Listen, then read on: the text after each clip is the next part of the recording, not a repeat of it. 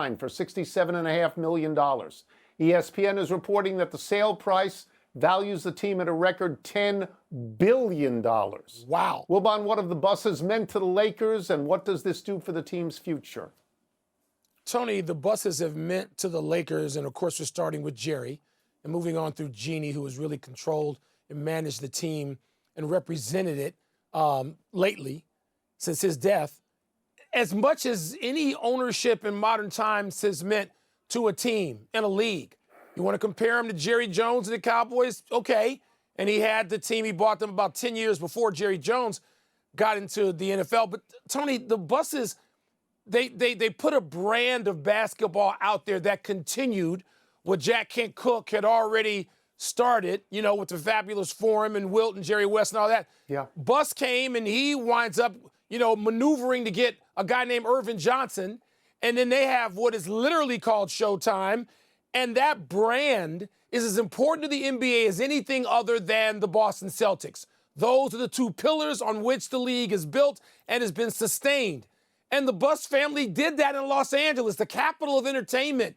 And how can you have anything but glowing things, really, to say about the Lakers as they continue now, as they have LeBron and they went out and got Luka, and it continued in the Buss family way. Jeanie did that. So they've meant everything to Southern California sports and to the league.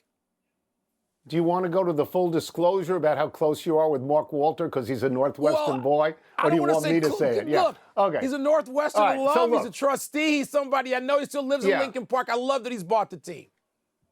Nothing is going to change with the Lakers. Nothing is going to change because what Mark Walter has proved with the Dodgers is he spends a lot of money and he acquires good talent. Under his watch, they got Mookie Betts, they got Freddie Freeman, they got Shohei Ohtani, and they've won. They've won championships, as the Lakers have won championships. And yes, the Busses get all the credit in the world, drafting Magic, trading for Kobe, signing LeBron, signing Luka. So I think it's going to go on the same trajectory that it's been. I don't think you have to worry. I don't think LeBron's going to say, oh, get me out of here. I don't think any of that's going to happen. I mean, I think this is an easy move for the league. You know who the bad owners are. And the Busses were not bad owners, nor were they intrusive owners, though they did like, Jerry certainly did like publicity. And the Walter, but he's not an intrusive owner at this point, right? No, and so Tony, no, Mark is not an intrusive owner. And look at what the Dodgers do. Like, the Dodgers go out and they get whoever management decides they're going to get. And they're in contention every single day of every single season. This is what he does. So they win and they hire the smartest GMs. And that matters. Let's move to the NHL and the Florida Panthers winning their second straight Stanley Cup by pounding Edmonton last night 5-1 and taking the Stanley Cup Final Series 4-2. Florida was up 2-0 after one period. Ultimately, Sam Reinhart scored 4 goals, 2 empty netters. And neither Connor McDavid nor Leon Draisaitl scored a point. Wilbon, what does this game and this series say about the Florida Panthers? They are great. They are champions twice over. And I'll start there, but quickly just take a little side trip that says this show will be probably the only one that is not going to give in to the nonsense of calling them a dynasty. 2 is not a dynasty. And maybe people, I don't know, under 60 years old ought to look up dynasty and figure out what that is. They're great for now. That's enough. They went out and went back-to-back, and they beat what we still think is the best player in the world in Connor McDavid. And let me go specifically to the goaltender, Mr. Bobrovsky, who probably ought to be getting more credit than he's even getting. He's getting a lot, but not enough. Because, Tony, as you know, a great goaltender in the Stanley Cup playoffs, and particularly in the final, has a disproportionate effect on the outcome. Like an ace who can go, 2 or 3 times in a series, or a great, first ballot Hall of Fame quarterback who can dominate action. A goaltender does that for you. And so Bobrovsky was the guy in that series. He had control of it. The bad moments he had are so few, I now have forgotten them already.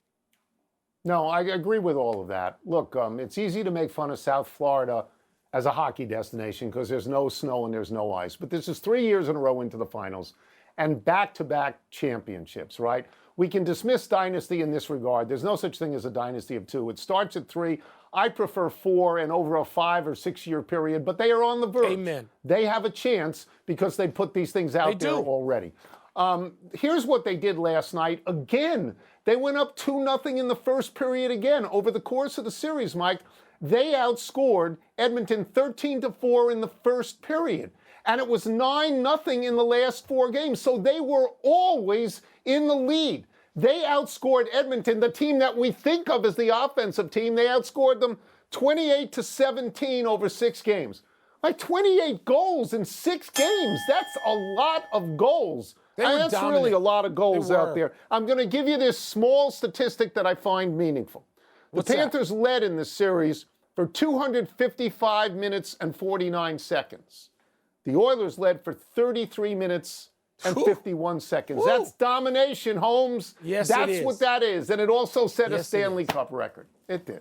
Yeah, that is domination. Wow. Let's turn then to the Oilers. McDavid says he's disappointed by how things finished up, but has, quote, a lot of confidence and belief, close quote, in his team moving forward. Tony, where does a second straight loss in the Stanley Cup final actually leave McDavid and his Oilers? It leaves them knocking on the door. And maybe, in the words of the great Bum Phillips, next year they'll break down the door. Actually, what Bum said is, kick the son of a bleep in, but this is a family show, so I didn't want to use that. Mike, I don't believe there's any particular reason to get off the Oilers now. I don't believe that they are necessarily receding.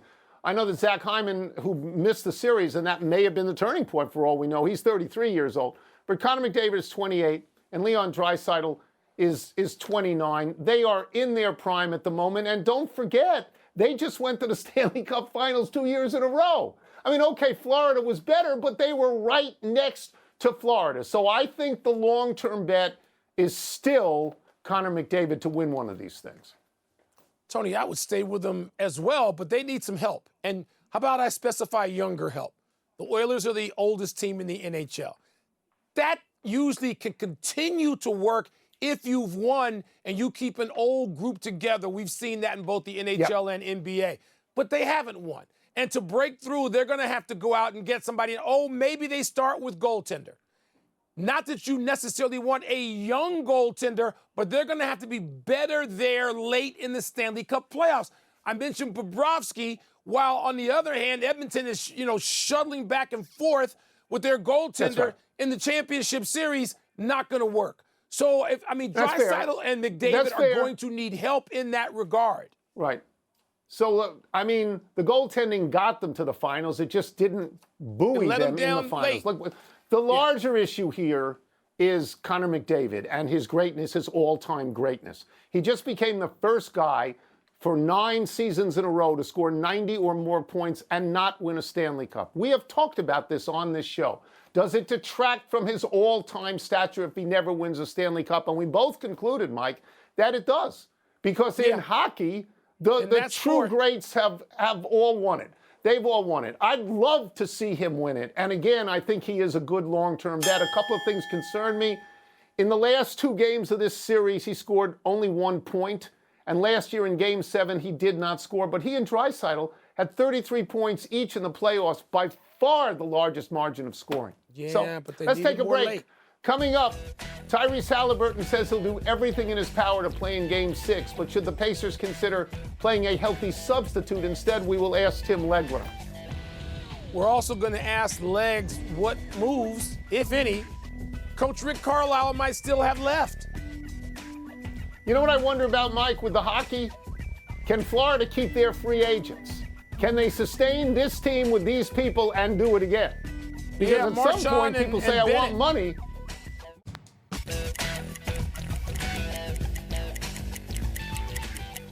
Game 6 of the NBA Finals is tomorrow night in Indianapolis, where we find our great friend, ESPN NBA analyst Tim Legler. Let's start with the most important person, maybe on the court, maybe not tomorrow. Tyrese Halliburton says he's going to do everything in his power to play in Game 6 despite his right calf strain. How much of Halliburton, Tim, is enough to justify, starting him over a healthy player?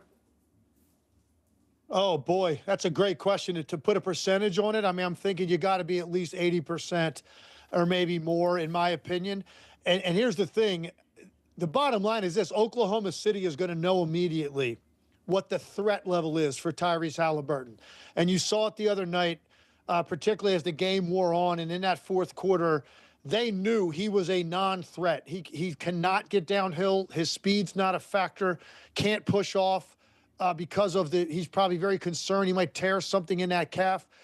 If that's the case, you are better off with a healthy player on the floor because they do have another option. Now, T.J. McConnell is not Tyrese Halliburton. No one's going to say that. But T.J. McConnell has played very well in this series. He represents quickness. He is a guy that has repeatedly broken their defense down in the minutes he's gotten. So you have to play him more than you did the other night if you want to have a chance, assuming Tyrese Halliburton is less than 80%. And by all accounts, it sounds like that's going to be the case. He did not look like over at the arena today for media availability. He was in a great frame of mind and thinking that this is going to be a quick fix and he's going to be closer to himself by tomorrow night. Tim, that gives me an easy follow-up then to ask you about the Pacers and their crazy number of turnovers in Game 5. I mean, T.J. McConnell, as you mentioned, is quite capable. Does that help Indiana, you think, cut down the turnovers against that swarming Oklahoma City defense, or is nothing going to help in that regard?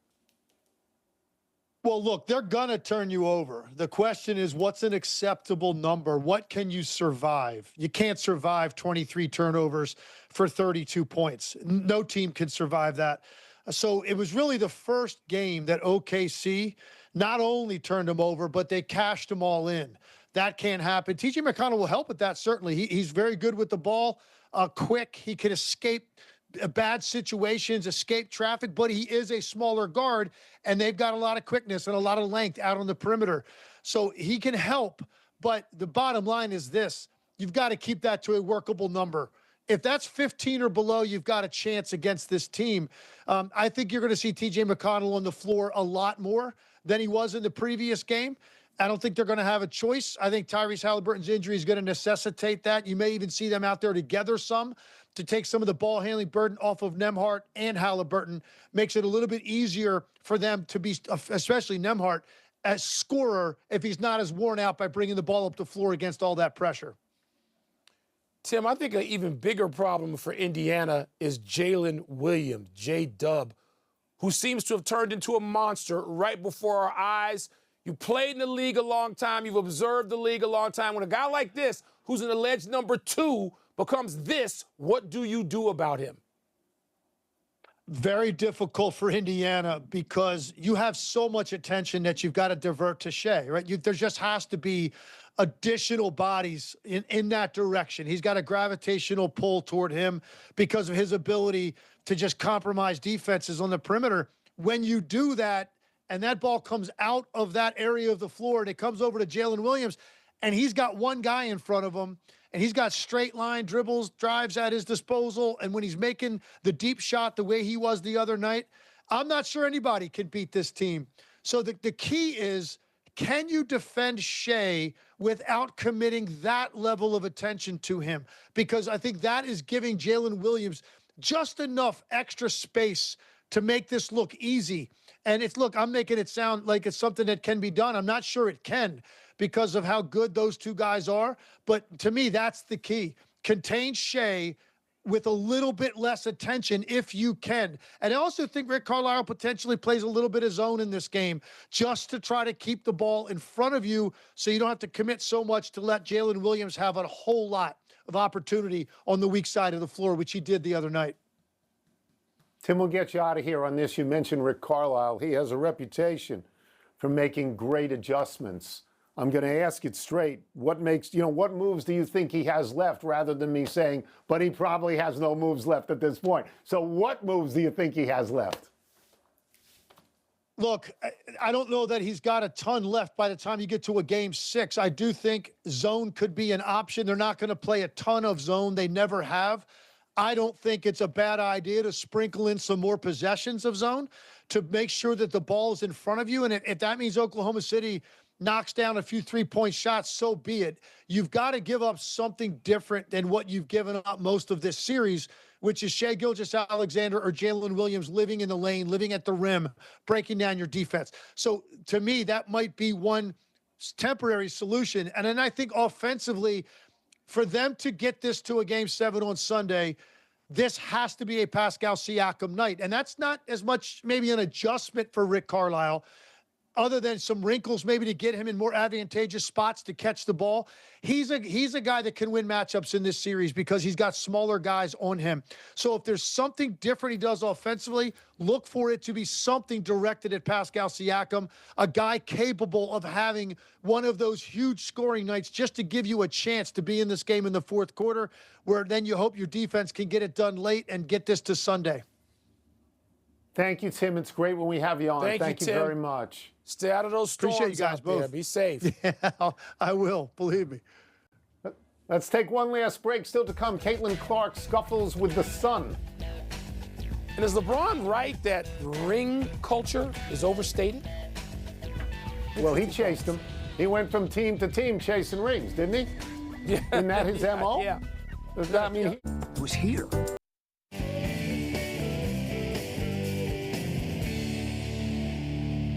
Happy time, people. Happy 24th birthday, Evan Mobley. Mobley is one of two Cleveland big men with real impact. The other is Jared Allen. Both are 6'11", and both make it very hard for opponents to get to the rim. Mobley was drafted 3rd overall out of USC in 2021, and this year was his best so far.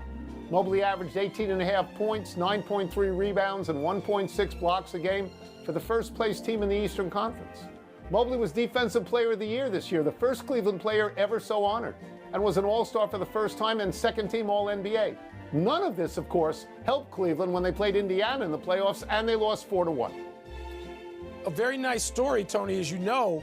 But the question for me is, can Cleveland repeat that and finish atop the Eastern Conference standing in the regular season again next year? It's going to be hard. I mean, you know, you got the Knicks, you got the Pacers, who are going to be feeling themselves a lot more coming off a trip to the finals. Interesting season coming up for the Cavaliers. You didn't mention the Celtics. You should have. Happy anniversary, Max Scherzer.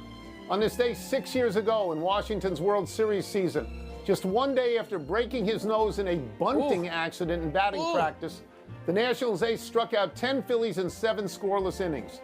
The Warrior God went 6-0 through 45 innings for the Nats that June, becoming the 4th pitcher since 1920 to post an ERA of 1 or lower with at least 68 strikeouts in a calendar month. Since leaving the Nats, Scherzer has gone to the Dodgers, the Mets, Texas Rangers, where he was on a World Series winner, and now Toronto. He's pitched just 3 innings for the Blue Jays due to a thumb injury, but he's slated for a second minor league rehab start today. Could be back in the bigs before the end of the month. All right, and if he's back in the bigs, like where? Can he help a team? There's so many teams that need a pitcher. Can Max Scherzer, is there a burst left in him to go from August to October? I'm just asking. What do you think? You love him. He can help Toronto. Sure, he can. Toronto. Happy trails to 3 players in last night's Sun Fever game. There was a whole lot of scuffling going on last night between the Sun and the Fever in the 3rd quarter. Refs handed out a flagrant 1 to J.C. Sheldon of the Sun for poking Caitlin Clark in the eye. Technical fouls to Clark for pushing back. Marina Mabry of the Sun for shoving Clark to the floor. And Tina Charles of the Sun, who had rushed into the fray. Then in the final minute of the game, the Fever's Sophie Cunningham earned a flagrant 2 and ejection for her takedown of Sheldon, which Sheldon and teammate Lindsey Allen also tossed as, quote, escalators, unquote. The Fever won the game by 17, will face Lynx in the Commissioner's Cup final on July 1. Yeah, the WNBA is having some growing pains that every league has. And you got to go through them. There's usually no shortcut. And these growing pains have a lot of sidebars to them, Tony. And so we're going to be seeing this a lot. Some people will say, oh, it's not good for the league. Others will say, well, it is because it's publicity. It's growing pains, period.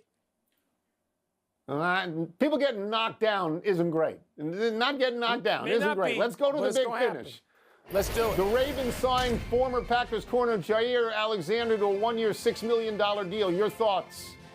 He said he wanted to go and reunite with his college teammate Lamar Jackson. I understand that. Turned down more money from other teams, apparently. Nick Castellanos was not in the Phillies lineup last night for the first time in 237 games. for making an inappropriate comment toward his own manager, Rob Thompson. Does that make sense?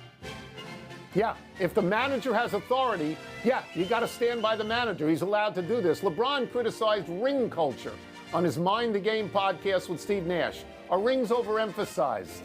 Yes, I agree with the sentiment. He's part of the conversation, right? So how do you square that? I don't exactly know. I'd like to hear more. The Nationals lost their 10th in a row. Fell to the Rockies, got crushed. Second straight night losing to the Rockies. What's up with that? Dreadful. I watched all of it. They gave up 7 home runs, 4 in 1 inning, 2 different relievers. Awful. Last one, Tarek Skubal's start against the Pirates tonight was rained out. They'll play a doubleheader tomorrow. What do you expect from Skubal? Skubal in the first game, Skeens in game 2 in Detroit. Good night to go to the ballpark. Yeah, we're out of time. We'll try and do better the next time. I'm Tony Kornheiser, live TV, kids. Ain't nothing like it. I'm Mike Wilbon. Same time tomorrow, Knuckleheads. Maybe we'll get to Pete Crow Armstrong. That would be MVP.